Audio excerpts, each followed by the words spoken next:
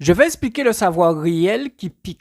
Je vais prendre les pyramides qui sont sous les eaux et la Guadeloupe. Autant des esclaves qui étaient le maître et seigneur, les esclavagistes, qui étaient considérés comme Dieu, le gouverneur.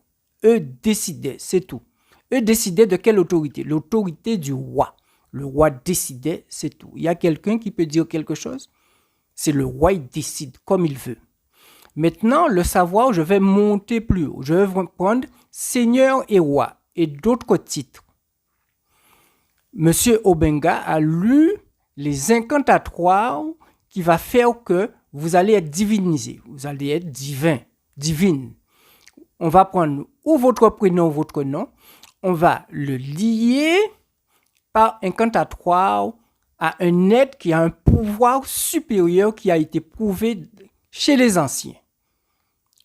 Quel que soit un bien ou un mauvais, peu importe, c'est le savoir. Vous allez avoir un pouvoir, mais vous serez le dernier arrivé. Donc, c'est le premier qui va décider. Bien ou mauvais, peu importe. Et le bien et mauvais est être-parole, qui vont se rejoindre au milieu. Et lorsque vous vous rejoignez au milieu, on vous dit que tout a été placé sous vos pieds, quel que soit dans vos écritures, en Éphésiens 1, 22. Et Luc 10, 19 vous dit, vous avez pouvoir de marcher sur les serpents, les crocodiles, les serpents que Moïse a attrapés, qui sont dans les pyramides qui sont sous les eaux.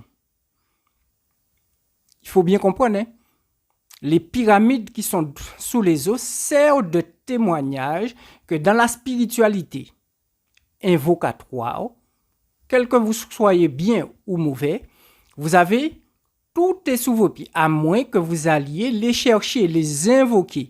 Et lorsque vous allez les invoquer, le milieu va tout à fait au mal, parce qu'il est le plus sale. Tout le monde descend, à part les riches dames que vous entendez, qu'on en appelle âme de lumière, qui veut dire âme de vérité, qui veut dire que lorsque je parle, vous pouvez aller contrôler. Ce sont des choses qui sont écrites et faites. Et ces âmes de vérité doivent contrôler.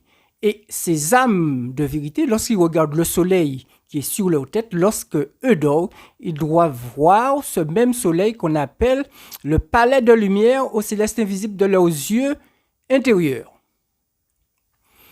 Et ici, je vais prendre Abraham, Genèse 18. Lorsque Abraham